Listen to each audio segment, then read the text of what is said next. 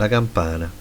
C'avevo quasi 15 anni. Se mi avessero portato da una grande città a una più piccolina in provincia già sarebbe stata una bella botta.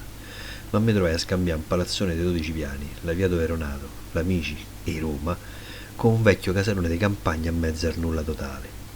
Confinava su due lati con immense piantagioni di grano, mais e cocomeri, e l'altri due lati più o meno 200 ettari di pini marittimi. Questi li avevano piantati ai tempi come aveva deciso il padrone di tutto quello che si vedeva a perdita d'occhio l'intorno.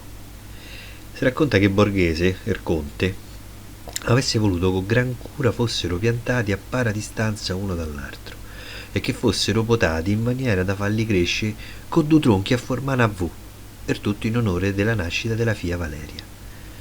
Così, per me, basta macchine in doppia fila, traffico e caciara.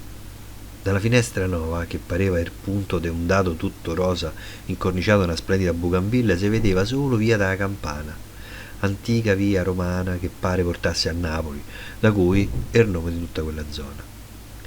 C'è stava la stalla abbandonata, il fontanile, due capannoni giganti pieni di attrezzi agricoli, il gallinaro, la legna già tagliata e accatastata per camino unico riscaldamento di casa. Ho visto questo appena sono arrivata alla Campana, da quella che sarebbe diventata casa mia per circa 3 lustri. Solo a distanza di altri anni mi rendo conto mo che quei tronchi tutti ruvidi in fila come soldatini alla sfilata del 2 giugno, con le cime sempre verdi pure d'inverno, abitazioni dell'estate di milioni di cicale caciarone, e beh, me li ricordo come fedeli amici con cui ho condiviso i momenti anche i più intimi della mia adolescenza.